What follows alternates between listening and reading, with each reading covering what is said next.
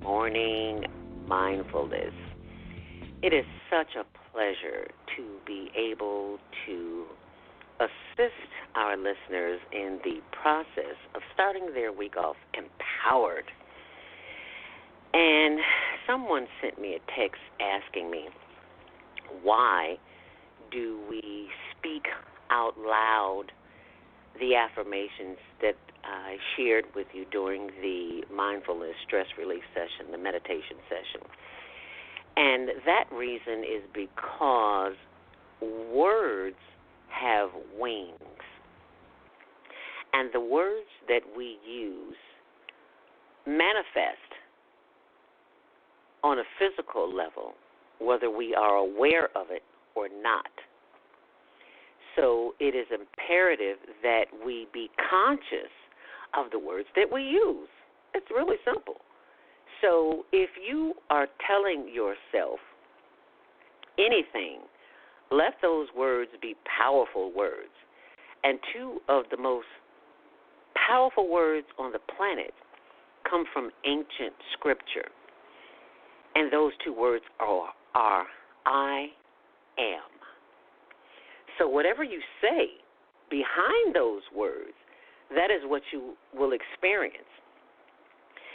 Well, you might say, well, I want to win the lottery. Is that possible?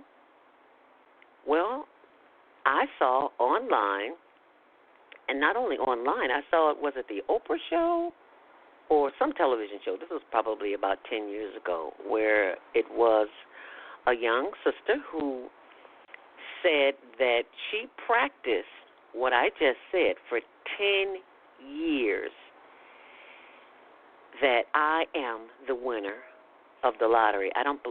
Memory serves me, I don't believe she was in Illinois. I don't remember what state it was. But she said she practiced that for 10 years. I am the lottery winner. And she won. And she had a journal. She kept a journal, and she showed that every day. Now, this is not about money, but this is about showing you the power of the words. Another good example is this. Say you have had a long day, and you're tired. You come home at the end of the day, you just want to kick off your shoes, turn on the TV, and indulge in news, entertainment, reality TV, or something just to take your mind off of how tired your body is. You just want to plop down on the couch and do nothing. Well, think on this. If someone called you and said, girl, I just won the $1 million lottery, and I need you to go with me to the airport. I have a round trip, first-class ticket to anywhere in the world you want to go. Pick it. Choose it. And guess what? Your brain would say, oh,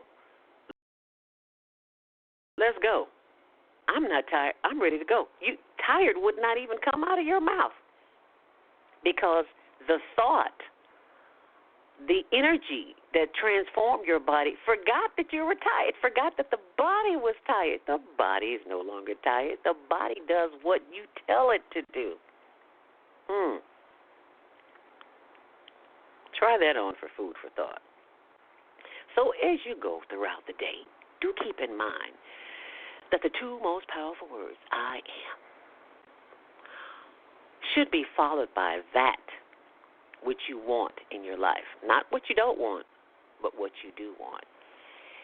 And as you do that, remember that you are operating on a metaphysical level. This is not a physical thing.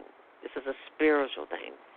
It takes time for those words to be activated, because all the prior times, days, months, years, up until now, as Iyanla Vanzant would say, up until now, until today, you have been programming your life to be what it is today.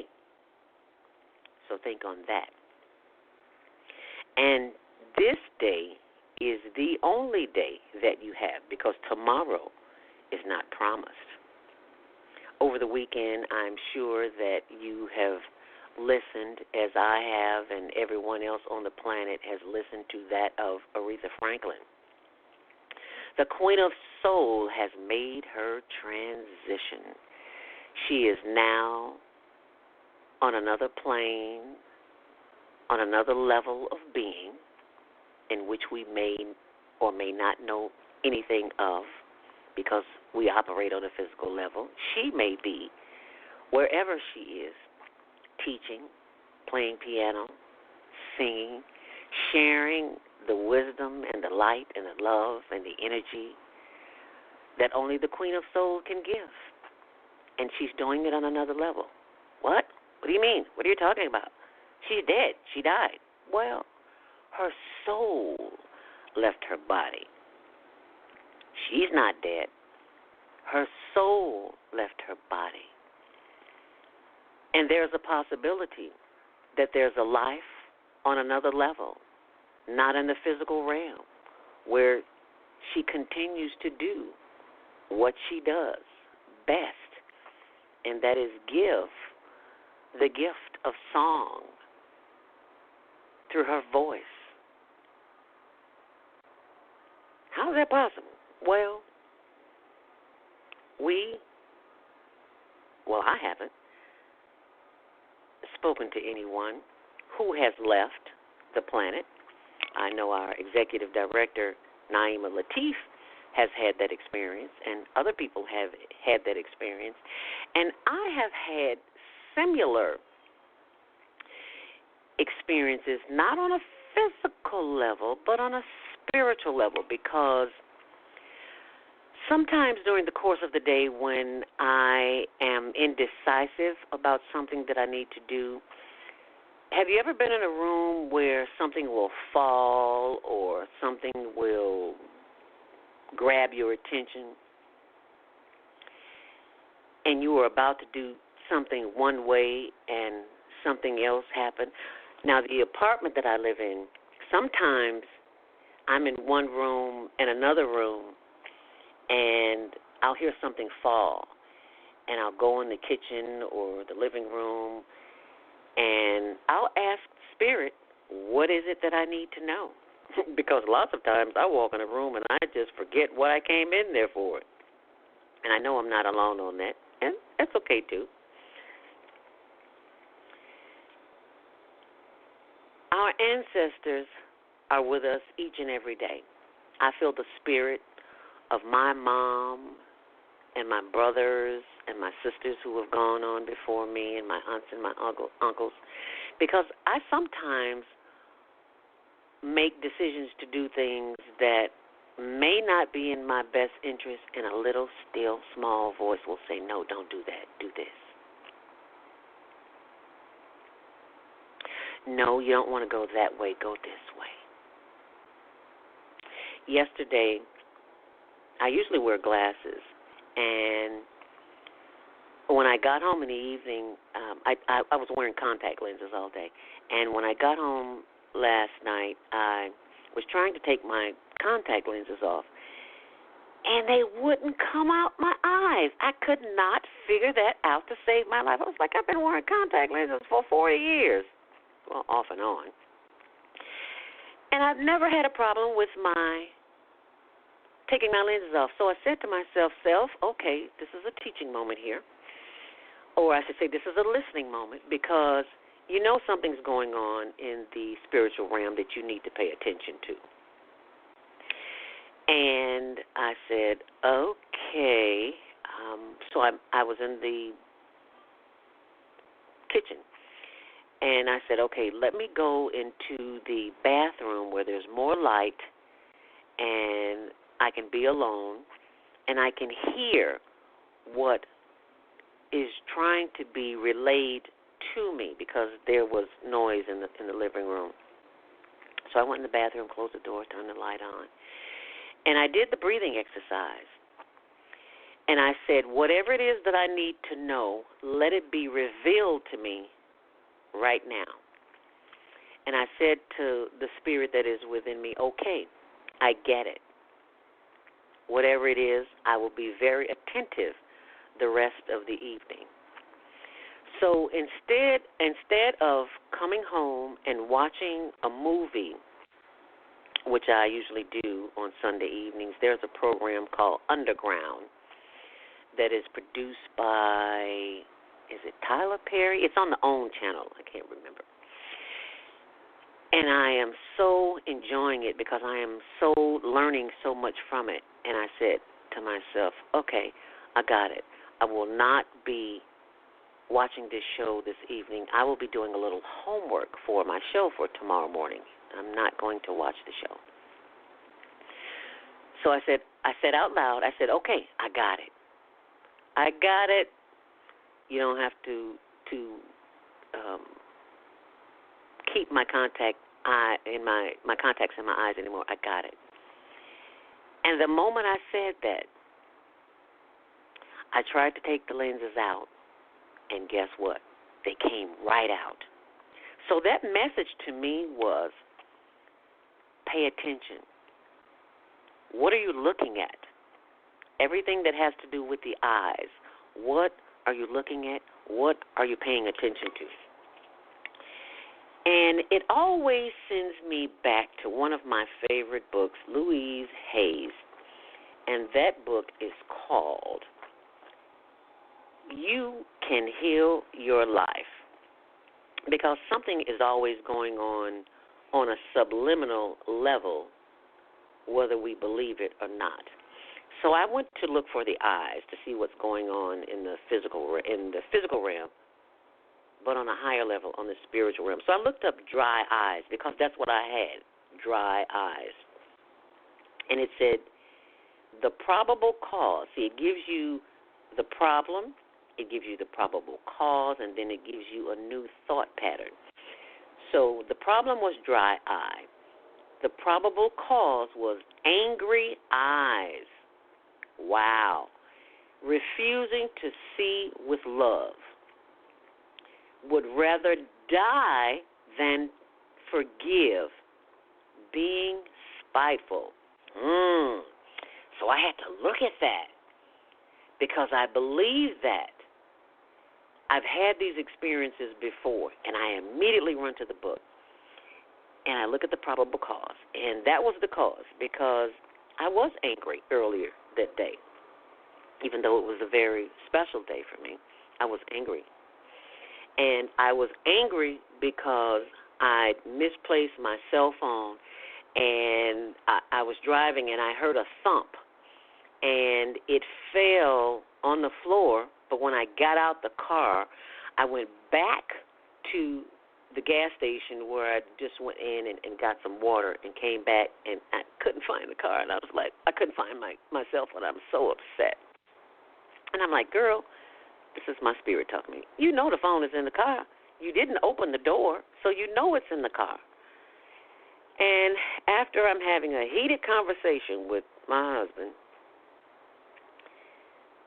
he looks down on the floor. I have tore the car up under the seat, backwards and forwards, front seat, back seat, and the other seat, dug in my purse, looked everywhere, looking at all the bags in the car, and there's no phone nowhere. Lo and behold, he sticks his hand down underneath the dashboard.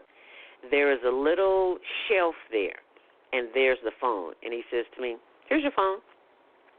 He says, it's the same place it fell last week when I couldn't find my phone. And I'm like, oh, my God.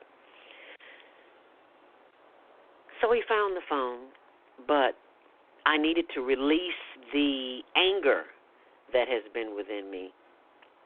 So that's because I was still angry at him we had a little shouting match going on in the car. He's calling me clumsy. I lost my phone and, back and forth. So that anger was still in my spirit. And when I got home, that's why I couldn't get my contact lenses out of my eyes. Now, that may seem crazy to you, but I'm operating on a metaphysical level. And I do believe that for every physical ailment or misfortune or incident that we have, it comes from something metaphysical. So I went and grabbed my book, and these are the affirmations that I practice is called a new thought pattern. So I had to stop thinking, belittling him and arguing with him for us having the conversation because I couldn't have my phone, find my phone. And I began writing in my book, I am willing to forgive. I breathe life into my vision and see with compassion and understanding.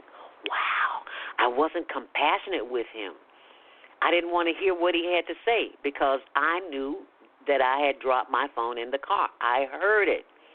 But in my anger, I was so insistent and so vulgar with my tongue, just thinking ill thoughts. I know I didn't drop my phone. Yeah. I forgot to be loving and kind. You know, I used the excuse that it was hot and he was getting on my nerve and I need to turn the air conditioner on. You know, all those excuses that we come up with. So I said all that to say this. I grabbed my book and I practiced. I wrote 10 times the new thought pattern. I am willing to forgive. I breathe life into my vision, and I see with compassion and understanding. So when you call in this morning at 515-605-9325 and press 1, I'll know that you're ready to speak, and you can tell me whatever your issue might be, and I can look that up in Louise Hay's book, You Can Heal Your Life. And healing the life is one of the most important things that we can do on this planet. It's not your job. It's not how much money you make. It's not where you live. It's not the best school that you go to. It's not your vacation. It's not the best clothes that you wear. It's none of that. It's all physical. You can lose that in a moment's notice. That can be taken from you. But what cannot be taken from you is the armor that you build around yourself and throughout your life, in your body, your spiritual armor that cannot be taken from you, no matter who you are, whose you are, wherever you are, because God is in control. And once we learn to operate from the omnipotent spirit that is within us, anything is possible. Anything is possible. And if you believe it and know it with your heart, how is that possible?